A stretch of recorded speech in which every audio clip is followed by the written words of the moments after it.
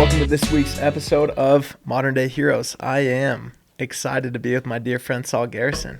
How are you, brother? Appreciate it very much, Blake. Man, I'm so happy to be here. It's great to see you face to face. You too. You too.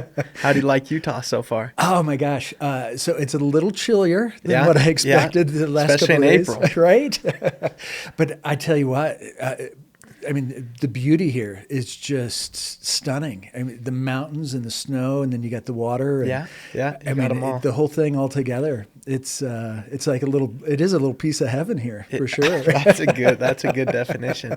I like to say that the people equally match the beauty of the landscape. I agree with that. And I tell you what, there's so many people who are so friendly, and I appreciate that. And then there's just like this energy about, people that just genuinely want to help you, find what you're looking for, get what you're wanting, it just feels very communal, very supportive. It's really fascinating. I think if I had to go back and do over again, I would strongly consider Salt Lake for the place to like raise kids. That's a good little plug. Yeah. I like to think of the community as just abundance. Oh, yeah. Just so much skills, network, knowledge to be passed around. And it's fun because you have 4 colleges just kind of near each other and tons of people this age. So it's fun. Everyone's really ambitious here. But excited to dive in. I want to learn. I want to learn a ton from you. So this is a selfish podcast. I appreciate where that. I'm just excited to just learn from the master. But to give the audience some context, sure, on who you are, go back and give us the origin over the last 30 years or so, briefly, however you want to do it, and catch us up to speed to who you are today. Yep. So I am Salt. It's just like the stuff. Were you born with that name? So that's a great question. I was going to say, so it's on my driver's license. It's on my Social Security card. Okay. It's even on my Costco credit card, Okay. right, or membership card. But it is not on my birth certificate. Very interesting. Yeah. So most people go, is that your real name? And I'm like, yes, actually it is. So Salt is a chosen name. I did legally change my name. It is my mission and purpose in life, to be Salt. And so I chose that very, very intentionally. But it's a great name. So tell me what Salt means to you. So the name Salt actually started off as a trail name. So I'm an avid backpacker, hiker. Been going out for many years with a buddy of mine. We go out for 5 to 7 days, once a year in the Colorado high country. And so I picked up the trail name Salt, and his name's Sage. So we're Salt and Sage on the trail. Cool. And then I was researching Salt, and I could regale you with many, many facts about salt, but just a few of them just real quick. So most common use of salt, we sprinkle salt on food to enhance the flavor of the food. Used to rub salt on meat to preserve the meat. People have heard of like salt in the wound, but salt's also used in healing, like saline solution or Epsom salts, that sort of thing. But as I'm researching this, I'm like, oh my gosh, this is me. It is my life's mission and purpose to enhance the lives of the people that I come in contact with, just like sprinkling salt on food, and to help people identify and preserve the pieces of their life that are most important to them, like rubbing salt on meat. If you work with me, I will take you out of your comfort zone, which can be painful, like salt in the wound.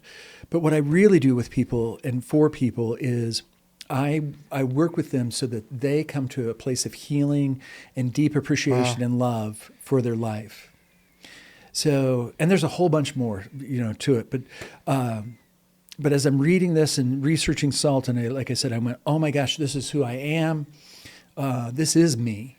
And then after a year or so of socially being called Salt or named Salt, then I went through the legal process and changed the name. Wow. Yeah. So I'm inspired. I appreciate that. You that. literally embodied this mission. Yeah. So much that you changed your first name to it. Yeah. And I love that. I appreciate that very much. That is amazing. And when people call me Salt, it's a reminder of, oh, that's right. That is who I am. And that is why I'm here. Wow. And like you said, it's It's why I am where I am in the form I'm in at this time, right? It is. It's my mission. It's my purpose. And it's just every time someone uses my name, it's just a reminder. Wow. I love it. Yeah. That's gorgeous. Yeah, I appreciate that. Continue. Sorry for interrupting. No, you're good. So the path for me, so I moved to Colorado on a whim. At what age? Oh, gosh, that's a great question. I was 20, let's go with like 22. Okay, so maybe, young. or some 22, 23, Okay. somewhere in that neighborhood. College or no college? College. Okay. So just got out of college. Couldn't find a job. I had actually lined up a hotel job in St. Thomas, the Virgin Islands. Oh, fun. I Right? love that area. Yeah. So, and I decided to go out to Colorado for a little mini vacation. While I was there, I stumbled into a teaching job. I had a degree as a school teacher. Found out a school had a bigger student population. They were understaffed. So stumbled into a job interview, ran around for a couple of days trying to get licensed in the state of Colorado.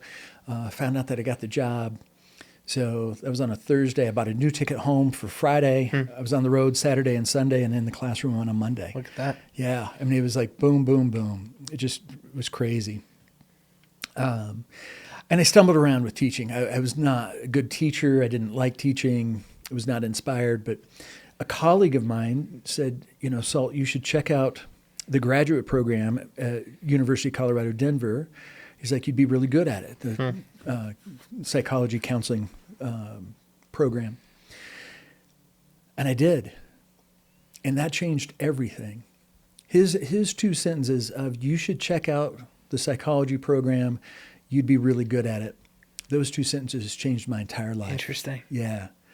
So, and as soon as I got in, as soon as I started studying psychology and human behavior, I'm like, oh my gosh, this is for me. What about it drew you in so much? I've been naturally curious about people ever since I was a kid. And I've asked this question about why we do what we do. Like, why do people do what they do? And it's just always been a fascination of mine on different levels. And so when I started in taking those kind of psychology classes and actually learning how to work with people and evoke change, I just went, oh my gosh, this is so cool because it's actually answering part of that question. And it's a question I still pursue today. Why do we do what we do? And I love that. Yeah. So I love that. Yeah.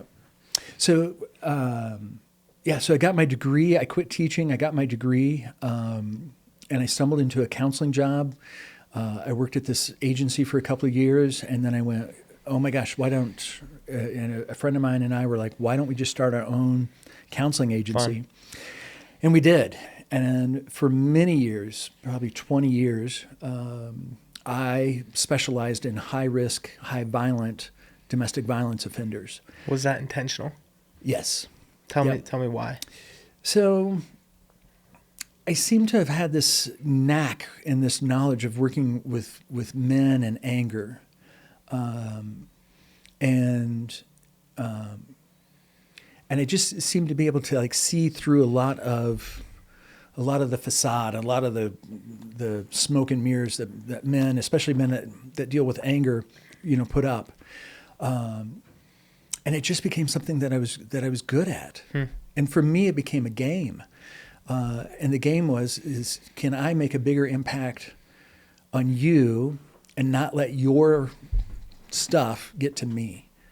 Now, when I say that I made it a game, I want to make sure that I'm really, really clear. Sure. Domestic violence is not a game. Sure. And it's nothing to minimize, or anything like that.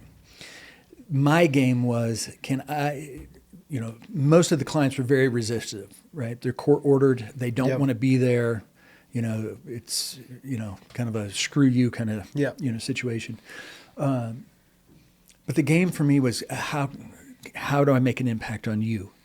And again, that's part of my whole life's mission and purpose. Again, it's just to impact the lives and enhance the lives of the people around me. So I did that for many, many years. Found it very rewarding. In a lot of ways, I found it very challenging, very difficult. Also, in other ways, you hear stories of things that you kind of, at least for me, that I go, gosh, I could have gone my entire life without hearing that story. Sure.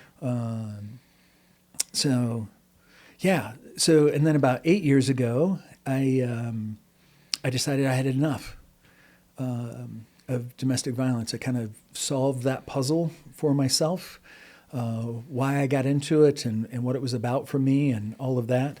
And I sold my counseling agency. We had multiple locations and people that worked for us and all of that. And I sold everything, walked away from it.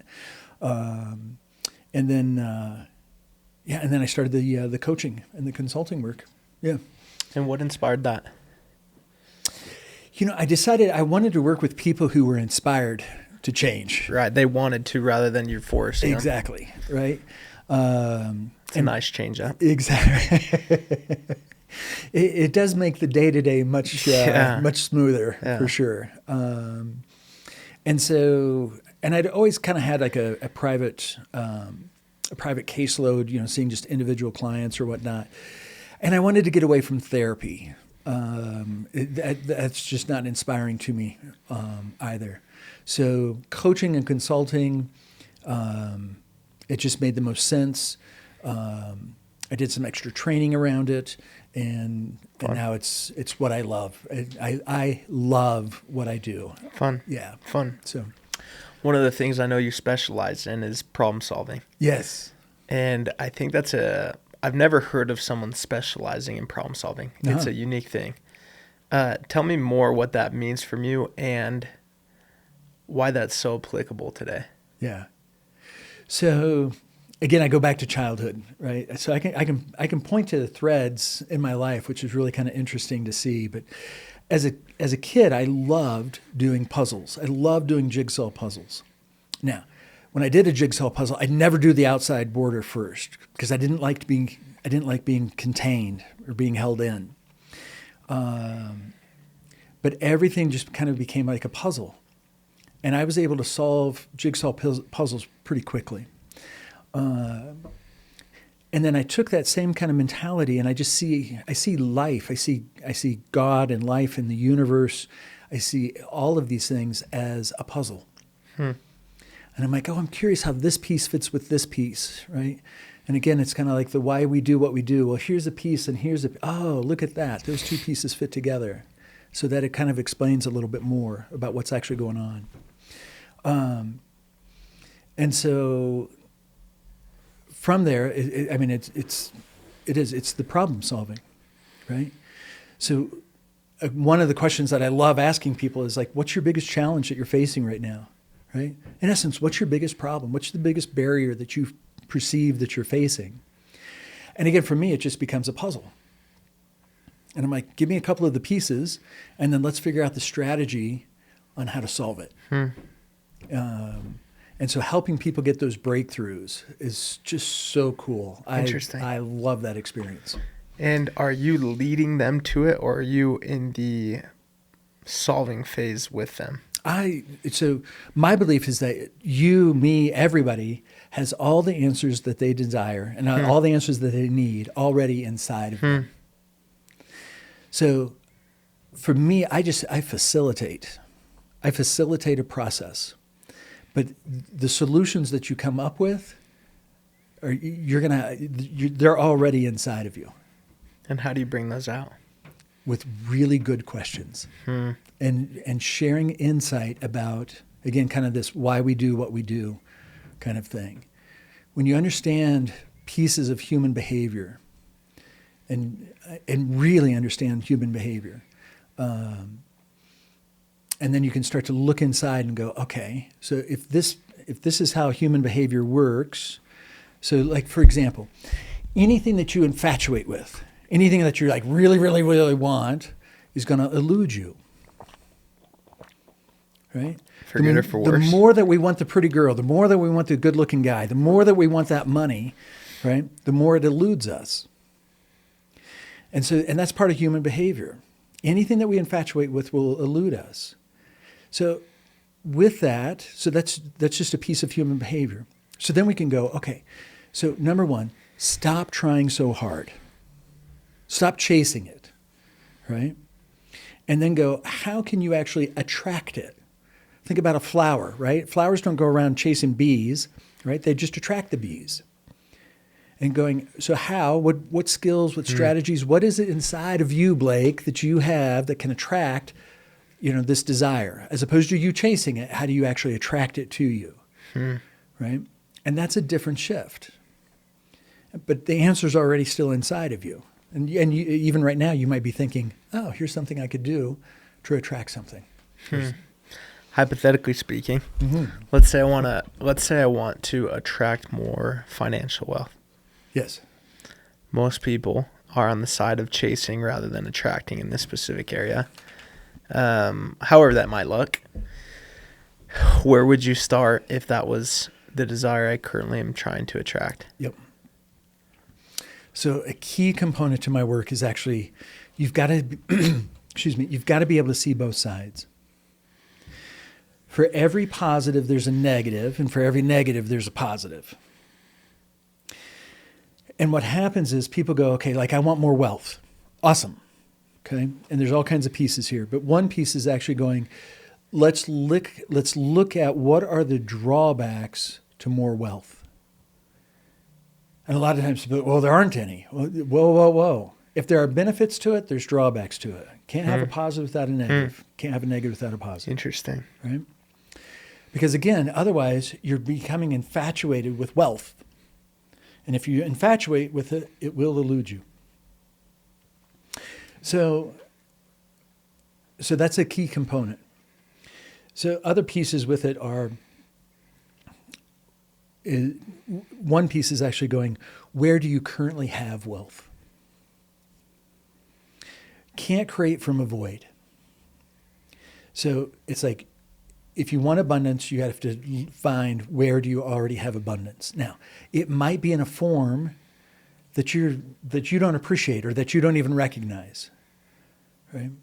So I might have a bunch of wealth and abundance in my intellectual knowledge, what I know. Other people have it in their relationships, like we were talking earlier, right? With the community or the networks or the friendships, right? Other people might have it in their spiritual life, right? Or in their physical life. But actually recognizing where do you currently have abundance is another key component. And then we actually started looking again at a little bit deeper into other pieces of human behavior. So you will only make and keep the amount of money that you perceive that you're worth. For sure. Right? So I'd ask you, would you do your job for $1 an hour? No. Right? Most people go, no. Right?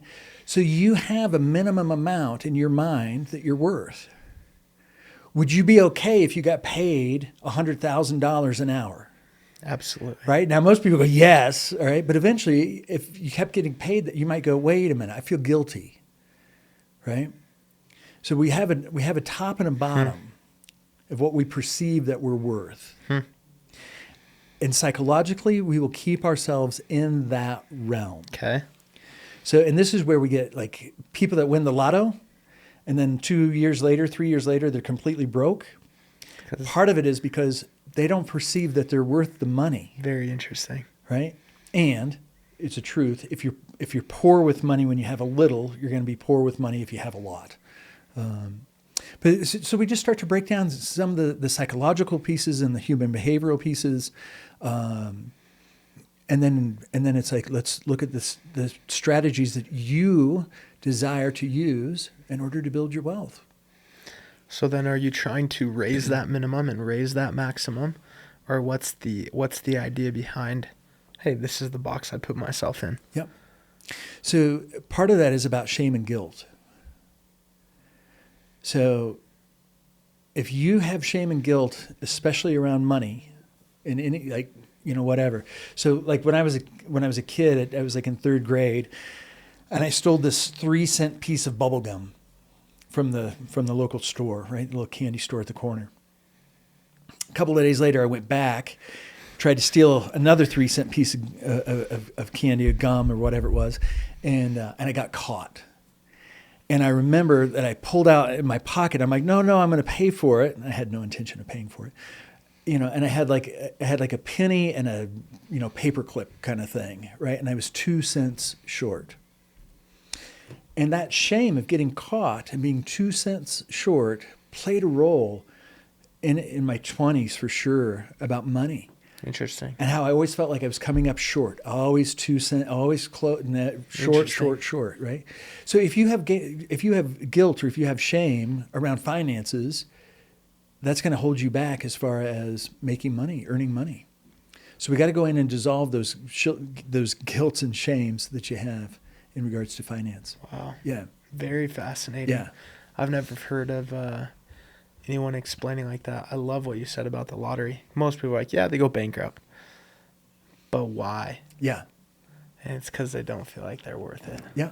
That's powerful. And then just play along for just a second, all right? So let's say that you're walking through a parking lot, all right, to a grocery store or whatever, and you see a $20 bill on the ground, right? And you kind of look around and you can't really tell, you can't tell, there's no one that you can see that it's their 20, right? So you pick up the 20. What do you want to do with that 20? What are you going to do with the 20? Go buy Chipotle with it. Yeah, exactly. Now, isn't that interesting? Notice how quickly you wanted to get rid of that money.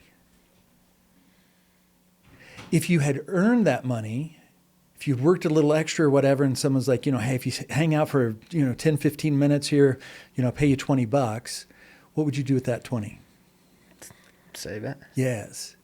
So see, how we get money determines in part what we actually do with it. When you found that $20, very interesting. You went, I didn't earn this. It's not mine. And subconsciously, we look for a way to quickly get rid of it. Go buy something, give it to somebody else, right? Whatever that is. Buy somebody else lunch because we want to get rid of it. Now, if you earn it, if you believe that you've earned it, then most people will put it towards a bill or saving or some more useful, something more useful. Isn't that just fascinating little? Wow. That's a little human behavior piece for you. That's crazy to hear. So in your work today, it sounds like you're doing a lot of going back to the roots, probably finding some beliefs that people have that don't serve them. Do you find most of your clients being leaders, people that manage people? What demographic do you feel that you best serve? Yeah. So I love working with business owners, C-suite people, leaders. I also have the opportunity to work with some elite professional athletes. Wow, fun. Some people that are really at the top echelon of their profession, and some of their coaches as well. So that's been really, really cool. But for me, it's I do have a criteria to work with people. It's a 5-point criteria that people have to meet for me to work with them. But it tends to be people who are driven. It tends to be people that have some kind of dream, some kind of inspiring vision for themselves. Oftentimes, it does have an athletic component to it. And it doesn't mean that they're an athlete, but people who are physically fit, people who have some discipline, a little bit of a regiment to their day or to their life. Yeah. Those are the people that I love working with. And more recently, Blake, I've been working a little bit with some women in upper management who are in predominantly male industries. So that's also been it's fun. Yeah, it's kind of a new piece for me that just seems to be emerging, and that's a lot of fun also. Yeah. So answer me this: let's say you find someone that's reached the highest level of success. So if I played football, it'd be the NFL. If I played basketball, it'd be the NBA. Though they're the best or not, how do you take someone that is at the top 0.01% level and get them to greater heights? Yeah. So from there, it's actually what's their challenge and what's their definition. What do you typically find? Do you find any commonalities? So or are they all across the board? it's so a bit of both. A lot of times, with athletes, it's about how to. And now you're talking about really fine refinements, right? Really minute refinements that start to, right? And it's like, now, wow, that's a bigger step. That's a bigger step. Yeah. Because there's always room for that growth, that improvement. For sure. Right. And then also the piece around, there's an identity piece. It's like, who am I? Am I the person that just performs on the field or inside the cage or, the ring or whatever? But like, who am I? Who am I really? And there's so much, elite athletes get so much attention for what they do and not because of who they are. And so then it starts to question, is this a real friendship, or are you just using me because you want to be part of, For sure. you want to be part of the salt train, or, whatever that is. So then there's a lot of those doubts. So there's all kinds of different components. Very interesting. Yeah, for sure. I can see how that starts creating a lot of distrust. Yes. And then when you come to the end of your career, it's like, and then what? Yeah. Right? And now what? What's next? And it's like a complete loss of identity. Yeah. Very interesting. Yeah. I have a life coach. He says, being is the seed of all doing. Yes. And I love that, because when you mention they're known for what they do and not who they are, there can be a massive identity crisis there. Yeah. And when the reality is it's because of who they are. It's why they do what they do. Yep. I would think that oftentimes when you meet with people, you'll find people that are stuck, and they might not know why, or they might not know where they're trying to go, but all that they know is they're stuck. How do you unravel that problem and help solve that? Yeah. And I would bet that a lot of people that are listening in some way in their life, in some category, are stuck or feel stuck. And I'd be curious what advice you would give them. Yep. I appreciate that. That's a great question. There's a couple of great questions there. I'm going to take a half step back to the being the seed of doing, which is really true, because our identity, how we see ourselves, we will line up our behavior based on how we see ourselves. Agreed. Right? So, like in the past, a real simple example, like in the past, I would work with people maybe who like want to quit smoking, right? And I really don't, that's not inspiring to me anymore, Sure. so I don't do that. But, Sure. Right? And so I just ask the person, are you a smoker? Yes. Okay, well, that's your problem. And they're, well, wait, and they get all confused. And I'm like, are you a smoker? Yes. And I'm like, if you see yourself as a smoker, then you're going to do what a smoker does, which is light up. So starting today, you've got to start with, I am no longer a smoker. I am not a smoker. I am a non-smoker, right? And we get to that I am statement. I am a non-smoker. And even as you're puffing away, right, I'm a non-smoker. So you've got to change. So when you go, I'm stuck, right? I am are the two most powerful words in the human language, or at least in the English language, because whatever you put after that is what you will create. As a man thinks, so he is, right? And the power of life and death is found in the tongue, so choose wisely. So if you go, I am stuck, I am stuck, I am stuck, I am stuck, right? All of a sudden, what are you going to be? Stuck. Because again, your identity, and you're going to align with your identity. Oh, look at that. There we are. So one piece is actually then to look at like what's really going on. Most people go, I'm stuck. I can't go to the next level, or I don't know how to go to the next level. But really what's happening is that there's two fears. And it's one of two or both of these fears. So the one fear is the fear of abandonment. Oh my gosh, if I make more money, if I step up into the major leagues, if I start this business, what are my friends going to think? What are my family going to think? Oh my God, people are going to leave me. And so we have this fear of abandonment. And because we have that fear of abandonment, then we don't take action. Again, we're frozen. The other fear is the fear of engulfment or overwhelm. Oh man, if I start that business, man, everything, all the responsibilities on me, right? All the pressures on me. What if I can't make the payroll, or what if this does? You're right, and it's like, oh, there's all these problems or all these issues or whatever, and so we have this fear of engulfment or overwhelm, and so when people are stuck, that's partly where I start. Where I really start first off is just going, what's the benefit of being stuck? How's it actually serving you? Again, you can't have one side without the other. And if you want to move forward, you got to see both sides. Interesting. So it's like, what's the benefit? How's this serving you, right?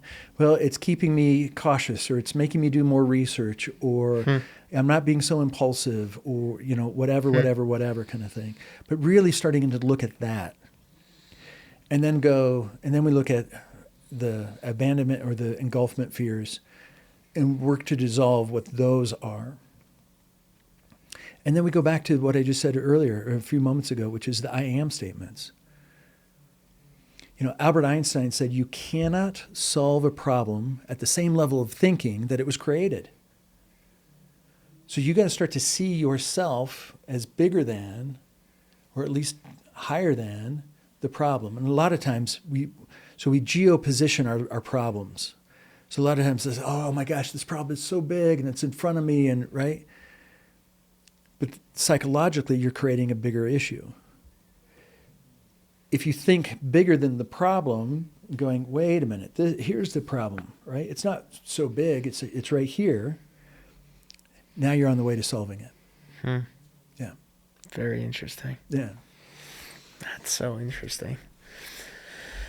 I've never heard of the positive and negative thing before. It makes sense. But usually when there's a problem, we don't think that there's any positives to it. Like when you said, what's the positives of being stuck? In my mind, I said there are none. And then I was like, wait, there are so many. Oh, yeah. Very, very interesting. So tell me more with your background in just understanding behavior, therapy, counseling, just kind of everything that's been involved in that. How much of our backgrounds, of our growing up, of our nurturing plays a role into who we are today? Because oftentimes people have the argument where they say it's all nurture. Some say it's 50% nature, 50% nurture. Yeah. Some say 80-20, whatever it may be. What's your thoughts on that?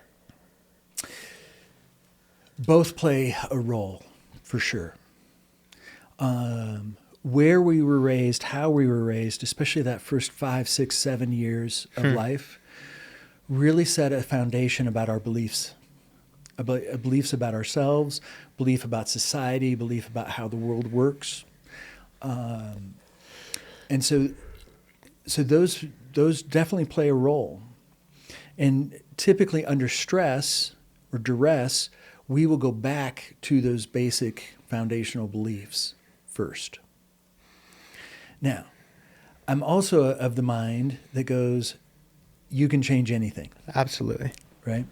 And I think when you actually look at, when you look at the science of epigenetics, for example, and go, well, I have this genetic, issue. I have this, this or that runs in my family, medically, this medical issue, right? This heart issue or whatever it might be, runs in the family. But, there's science that actually shows, we can turn on and off those genes by what we focus on and what we believe. And this is Joe Dispenza's work. And I don't know if you're familiar with Joe Dispenza, right? Fascinating, phenomenal work. I'm a huge student of Joe Dispenza.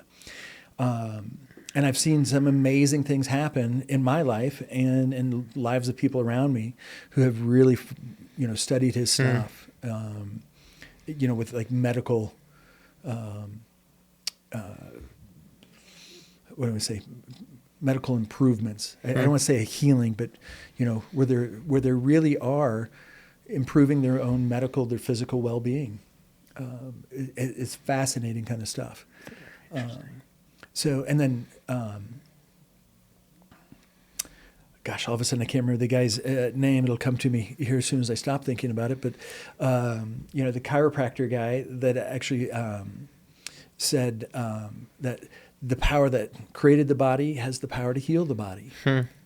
So, when we look at nurture, it sets a foundation, but then we also start to look at, what's our own environment that we're creating as an adult, as a young person, as an adult.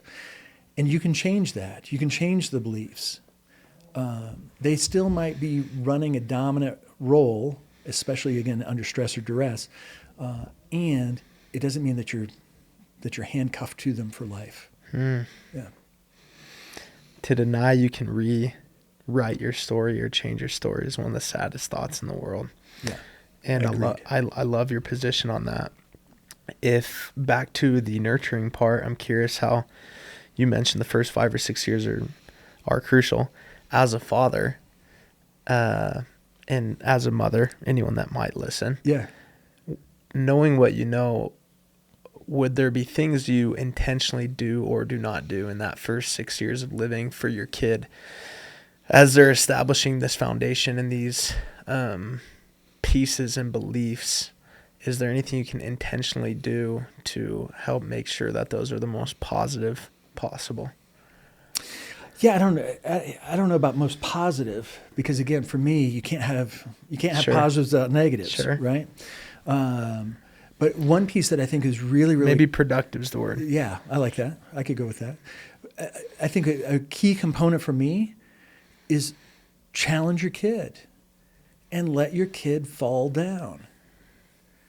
So I think when we bubble wrap our kids and we want to protect them and we want everything to be all positive, you're so good, you're so good, you're so good. And that's so important to reinforce, right?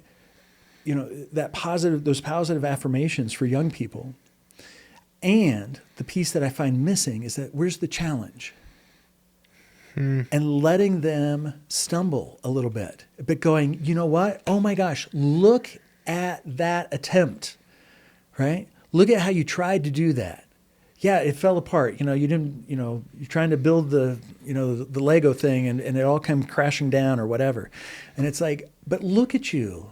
I love the way that you went about trying to do that, right? Now, I want to see you do it again.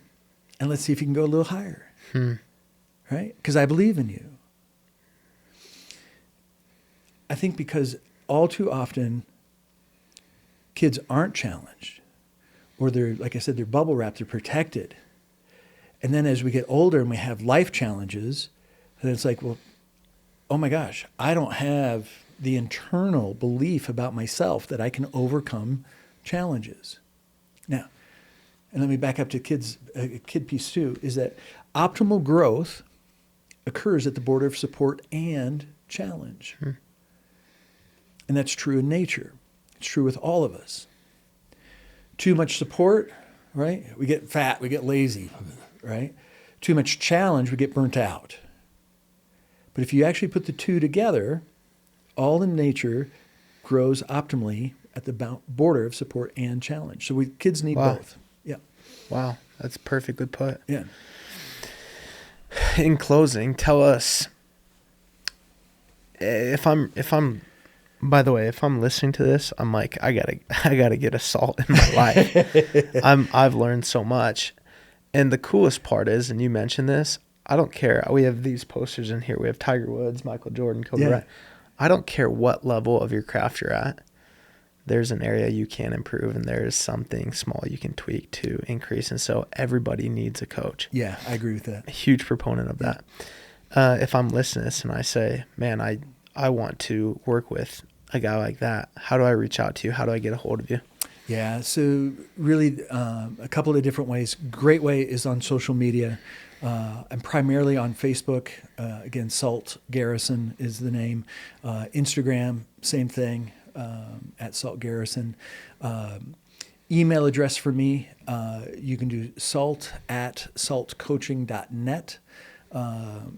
And then my website, which is www.grainofsalt.coach. So a couple of different ways to get in touch with me, for sure. Great. Yeah. We'll put the links here in bio. In closing, is there anything else you would like to leave this audience with? Yeah, so first off, I appreciate the This time has and been opportunity. amazing. This has been a great conversation. I've had so We much could fun. go all day, man. Yeah. So again, thank you. Thank you. I've been looking forward to doing this. Thank so you. I appreciate the opportunity. You're welcome. I think a couple of pieces that really come to mind.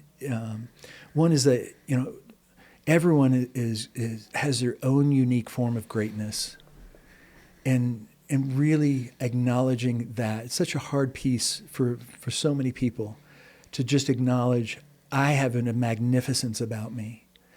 But keep looking for that. I believe that life and God, the universe, continues to try to help us to master our lives and to own our own magnificence. And I think a big piece of that is gratitude. Grateful for the struggles that I've been through, grateful for the struggles that you or anybody who's listening, it's like, be grateful for all of those pieces. And even the times even as an adult, if you feel like you fell flat smack on your face, and going, you know what, have gratitude for that experience, because somehow that's teaching you. It's teaching you to learn, to grow, to love, and just have deeper appreciation for yourself. And I think that makes just a huge difference in life overall. It's beautiful. Yeah. I can't tell you how grateful I am. The ROI on my time has been significant. Thank you. So I appreciate that. Yeah. Thank you for your wisdom. Thank you for who you are and what you do. And I look forward to releasing this episode and re-listening to it for my behalf. I So appreciate that. thank you so much, Salt Garrison, everyone. Yeah, thank you so much. Appreciate you, brother. Yeah.